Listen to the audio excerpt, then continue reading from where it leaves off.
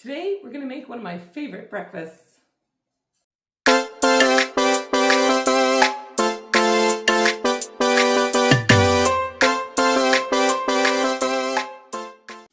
Hey everyone, it's Dora from flippinghousesanpancakes.com, and I was thinking I have a little bit of this nice challah left, and that means we need to make some French toast.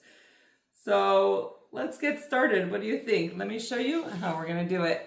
I have this leftover challah, so I'm not gonna be making a full batch of French toast. So today we're making a quarter batch. For me, it's a quarter batch.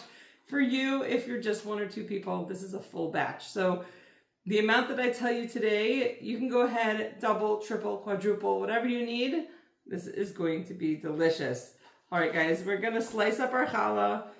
Nice 1/2-inch slices. You can see it's a little crumbly. This is not new challah. This is leftover bread. And you can use leftover sandwich bread. You could use pretty much any kind of bread you have that's sitting there leftover. Go ahead and turn it into French bread. That's what you do with your leftover bread, right? So we've got it sliced up into 1/2-inch slices. You can see they're about that thick. Not too thin, not too thick. We want to have enough thickness that we can flip our bread over and it won't fall apart, but not too thick that the liquids won't permeate the bread. So, okay, about a 1/2 inch. All right, I'm gonna start in my little bowl here. I've got 2 eggs. I'm gonna go ahead and give them a quick beating.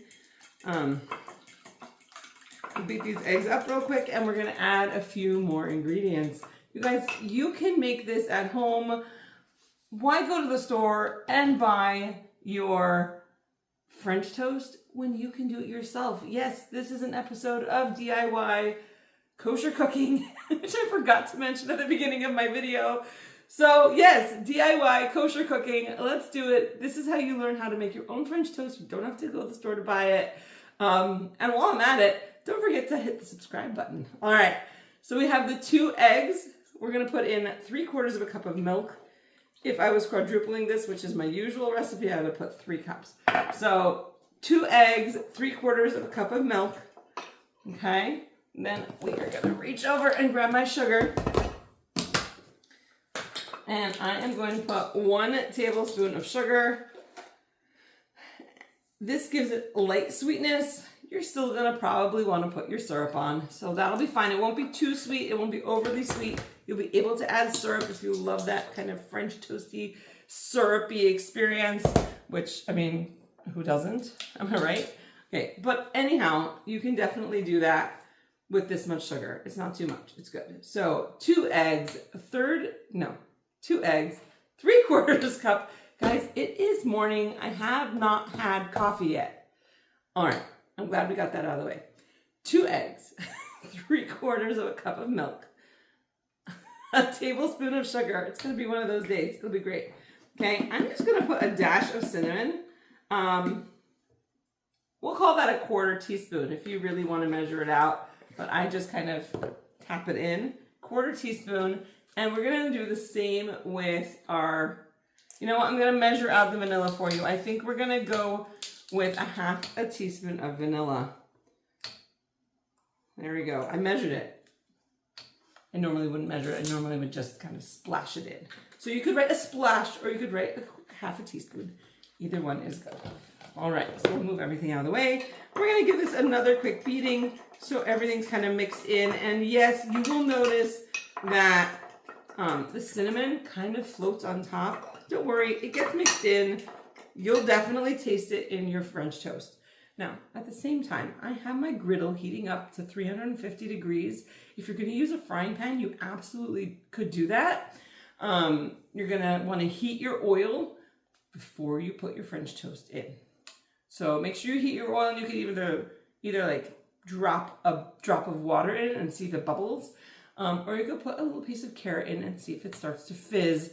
And that's how you know when your oil is ready. So we're using the griddle. I am gonna put a little bit of oil. Today I have avocado oil, but you could use any low flavored oil that you want. Canola, safflower, vegetable, anything that's low flavor. You don't want like a strong olive oil because then your French toast will just taste like olive oil. All right, so I'm just gently brushing it. We don't need huge amounts. We're not deep frying our French toast. So we have some oil here on the pan. Okay, and what I'm gonna do as that gets nice and hot is I'm gonna drop a slice of bread in. I'm gonna kind of press it down so it gets all nice and coated. We'll give it just a minute, just like that. I'm gonna flip it over, make sure it's really, really coated. You want that to absorb. You want the challah to absorb some of this egg batter here. Oh, this is gonna be so good, you guys. I love French toast. By the way, if you're like, no, I don't have the patience to cook each piece, I have some really nice French toast casserole recipes. Definitely check them out. One's in my cookbook. There's a peach French toast casserole in my cookbook. Delicious. Ready? If you're an ASMR type of person, how does that sound? Okay, let's do the next slice. We're gonna pat it in, let it sit for a minute while it starts to cook. This is gonna be so good. Obviously, if you use a bigger dish, you can put more than one piece at a time. I picked one that was just the right size. We're gonna add this to our... Remember, you don't wanna leave it in the batter for too long, because if you leave it in for too long, it will get too soggy, and when you lift your bread out, it's gonna fall apart. So don't leave it in for too long. Hanukkah is coming up. This is a terrific Hanukkah breakfast if you're interested in having a really delicious Hanukkah breakfast or any other holiday. This is delicious. And it's an amazing way to use up leftover bread, but you could even go and buy a loaf of bread or make a loaf of bread just for this recipe. You guys, French toast. Can you beat it? Probably not. It's really good. All right, so we're gonna add this next slice in. I'm literally using my leftovers, but again, if you have a whole loaf of bread and you want French toast, go for it. My casserole calls for an entire loaf of bread. So this is perfect if you just want a few slices, but you could definitely make a bigger batch. I hope it wasn't droning on too much, you guys. I really didn't have coffee yet. It really has been one of those mornings, so here we go. All right, and I got my last piece. It's like one of those sad pieces at the end, but that's okay. We're gonna make it anyhow, and it won't be sad anymore because it will be French toast. French toast isn't sad. French toast is happy. Don't you agree? The only problem with the ends is that only one side really absorbs well, and the other side doesn't absorb it as well. So that'll be okay. We're gonna do this.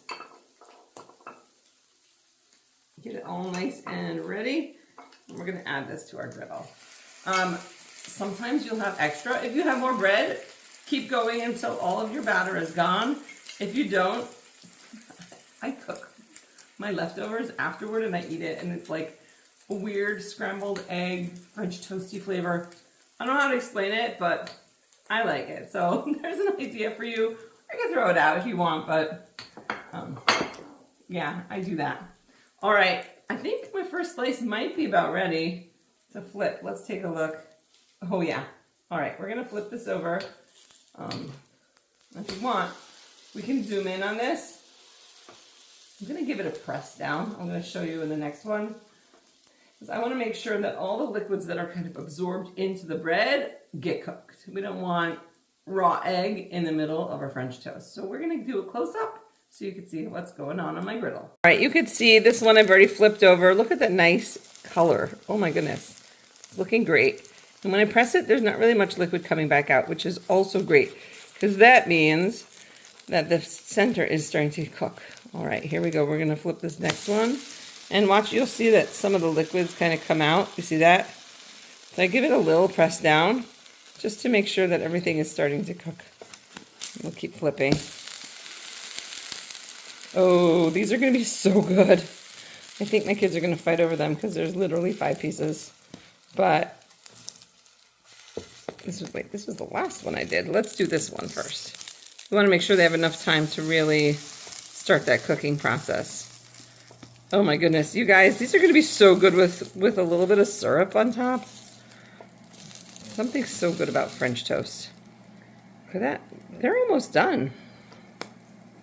Look at that. Look at that. Almost ready.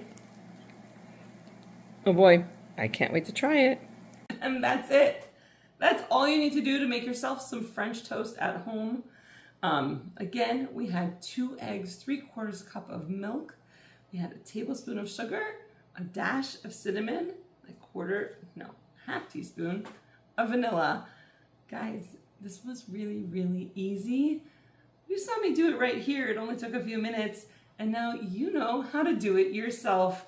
This is another episode of DIY Kosher Cooking. I hope you enjoyed it, and if you did, don't forget to subscribe to my channel.